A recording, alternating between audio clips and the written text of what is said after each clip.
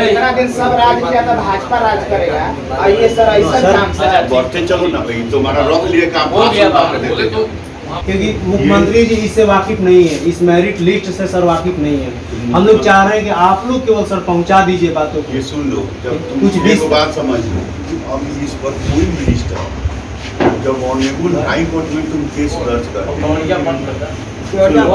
पहले बात सुनो, कोई भी चीज जब हाई कोर्ट में चल जाता है, भाई सुनिए भाई,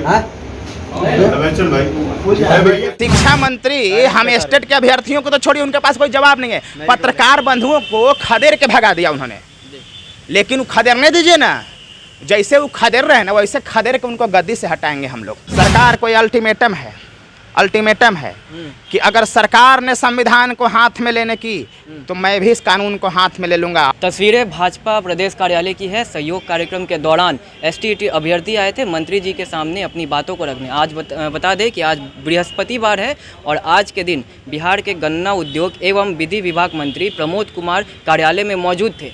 परंतु जब एसटीईटी अभ्यर्थी अनिल सिंह गए थे मंत्री जी से मुलाकात करने, तो थोड़ी बहुत बहसा-बहसी हो गई और यहाँ तक कि मीडिया वालों को भी रोका गया। हम जब वहाँ पर रिकॉर्डिंग कर रहे थे तो हमें भी वहाँ पर रोका गया, टोका गया, परंतु हमने अंदर पूरी रिकॉर्डिंग की है, वो विजुअल आप देखे होंगे। शुरू में बात करेंगे अनिल जी से, क्या मुद्दा था और क्यों इतनी बहसा-बहसी तेज हो गई, क्या बात? हम लोग स्टेट 2019 का मुद्दा लेकर के आए हैं, पूरा बिहार जानता है। 2019 में एक शिक्षक भर्ती की परीक्षा निकली थी जिसको स्टेट नाम दिया गया, स्टेट 2019। उसमें विज्ञापन निकाला गया था, उस विज्ञापन में स्पष्ट रूप से चयन की प्रक्रिया वर्णित थी, वो राज्यपाल के आदेश से विज्ञापन निकला था।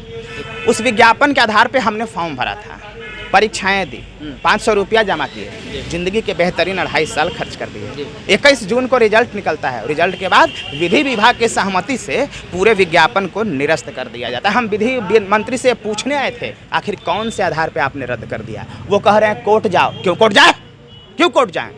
और आप बैठे हो क्या यहाँ पे, दमन करने के लिए बैठे हो? इतनी कुबत किसी को जो हमारे खिलाफ फैसला ले ले। हमारे खिलाफ अगर कोई फैसला ले लेगा, जो विज्ञापन को रद्द कर करके जिस कुर्सी पर बैठेगा हम उस कुर्सी में आग लगा देंगे। हम लोग 30,675 हमें मूल्य और घंटा समझने की कोशिश न करे सरकार। और सरकार को ये चेतावनी है कि हमारे विज्ञापन को पुनः बहाल किया जाए। अब अगर जो बहाल नहीं करेगा तो ऐसी की तैसी कर देंगे सरकार की। ये हमारी चुनौती है। 15 दिन का अल्टीमेटम दिए हैं। 5 सितंबर को मेरे भाई हमने गर्दनी बाग में आमरण अनशन का ये प्रदर्शन, एक दिन का धरना प्रदर्शन आयोजन का, उस दिन हमने अल्टीमेटम दिया है सरकार को कि 15 दिन के अंदर सरकार हमारा जो सरकारी विज्ञापन है उसको बहाल करे, और अगर नहीं बहाल करेगी तो आमरण अनशन होगा। आमरण अनशन की नहीं देगी परमिशन तो अगला एप्लीकेशन आत्मदाह का होगा, इच्छा मृत्यु। क्योंकि हम नहीं रहना चाहते ऐसे दरिंदों के शासन में जहाँ कानून का कोई राज नहीं। अफगानिस्तान है ये, हम बर्मा से आए हैं, अफगानिस्तान से भाग के आए हैं, सीरिया से आए हैं, जो हमको कोई दबा देगा छाती पे चढ़ के रहेंगे।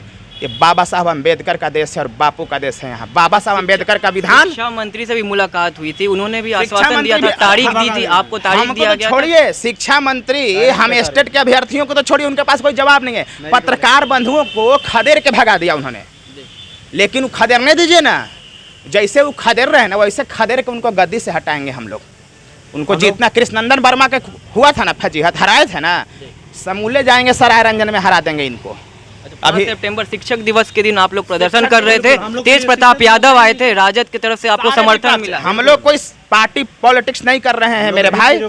हम लोग सभी पार्टियों से मेरा नम्र निवेदन है, कोई सुन नहीं रहा तो क्या करें। अगर पहले हम सत्ता पक्ष के पास गए, सत्ता पक्ष वाले नहीं सुन रहे हैं तो हम विपक्ष के पास नहीं जाएं। विपक्ष और सत्ता पक्ष दोनों सरकार का एक अंग होता है। तो हमारा अगर कोई भी बिहार का कोई भी पत्रकार, कोई भी पार्टी, कोई भी सरकार में बैठे या गैर सरकारी लोग अगर हमारे साथ आना चाहे उनका स्वागत है। हम चिल्ला चिल्ला के केवल बिहार के सड़कों पर चिल्लाएंगे ना तो सरकार के मुंह में कालिख पोत देंगे। कितने दिन का अल्टीमेटम दिए सर? 15 दिन का भी दिए हैं। 15 दिन के बाद देखिएगा बिहार में बवाल मचा देंगे, बवाल मचा देंगे।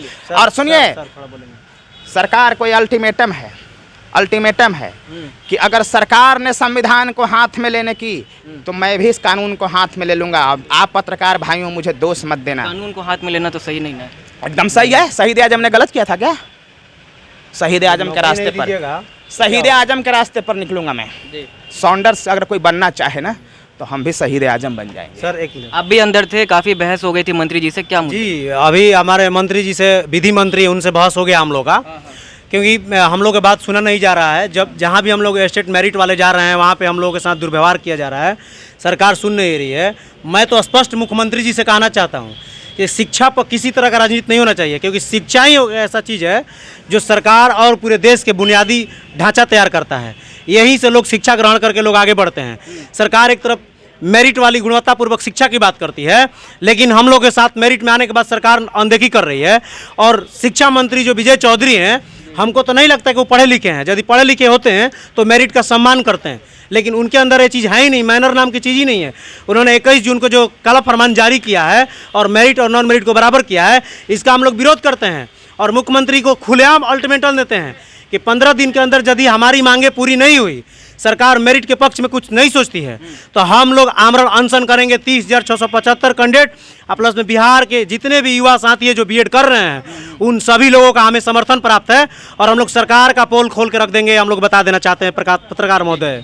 15 दिनों का अल्टीमेटम दिए है सरकार को, सड़कों पर दिखेंगे, प्रदर्शन करेंगे। ज़्यादा उग्र प्रदर्शन तो नहीं ना होगा? नहीं, उग्र तो होगा ही ना, उग्र होगा क्योंकि हम हाथ मिलेंगे, फिर प्रशासन लाठीचार्ज करेगी, वही पुरानी तस्वीर फिर दोबारा देखने को मिलेगी। नहीं, वो सब चीज़ नहीं होगा, लेकिन उग्र प्रदर्शन तो होगा। हम लोग शांति से बैठे हुए, हम लोग को तो समझ रहे हैं कि सीधा साधा है, इन लोग इसी तरह बहला फुसला करके इधर उधर कर देंगे। अभी तो हम लोग सहयोग के लिए गए थे, भाजपा कार्यालय में मंत्री बैठे हुए हैं, उन न जाने क्या किस प्रकार का डर है। और माननीय मंत्री ने बोला कि जो है आप लोग जाइए, और लाइन दिखाने लगे कि ये तो रद्द हो गया है, ऐसे हो गया वैसे हो गया। बेवजह जो है हम लोग को जो है कह रहे हैं कि आप लोग आ गए हैं, जाइए अंदर। जो है फिर बात करने का तरीका भी नहीं है।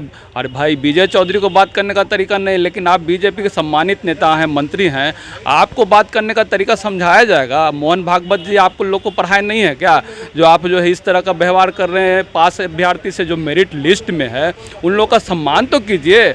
नौकरी तो दीजिए, नियुक्ति तो दीजिए कम से कम। हम लोग आता पढ़ करके दिन रात पढ़ करके, लड़कियां भी उसमें पास हैं, लड़के लोग भी पास हैं, आशा उम्मीद लगाए हुए हैं कि आप कुछ सुनिएगा।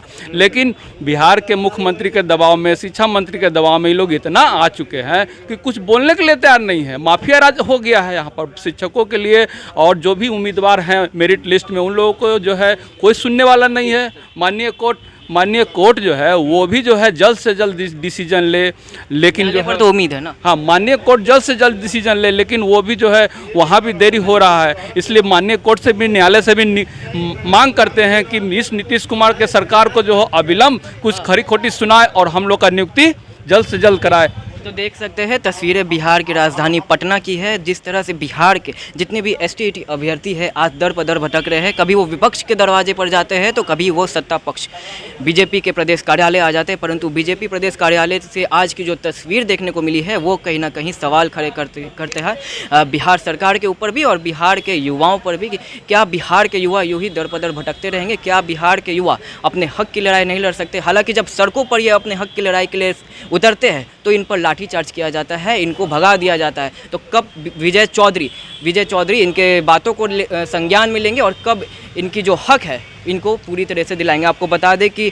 शिक्षा विभाग के द्वारा ही छोटी सी गलती हुई थी जिसकी सजा आज तक STET अभ्यर्थी भुगत रहे।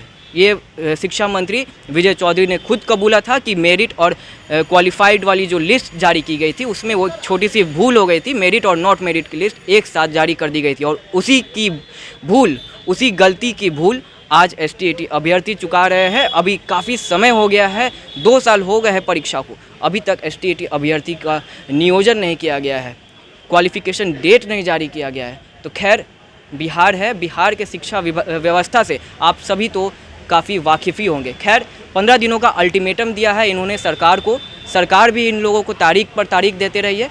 फाइनल अल्टीमेटम है, 15 दिनों के बाद ये लोग सड़कों पर दिखेंगे और एक फाइनल वार्निंग है इन लोग की तरफ से कि अगर इस बार सरकार नहीं सुनती है तो सड़कों पर, और एक फाइनल वार्निंग है इन लोग की तरफ से कि अगर इस बार सरकार नहीं सुनती है तो सड़कों पर उग्र आंदोलन होगा, यहाँ तक कि आत्मदाह करने की बात कर रहे हैं। और भी खबरों के लिए बने रहे इनसाइडर लाइव के साथ। हौसला अफजाई के लिए चैनल को लाइक सब्सक्राइब कर ले। धन्यवाद।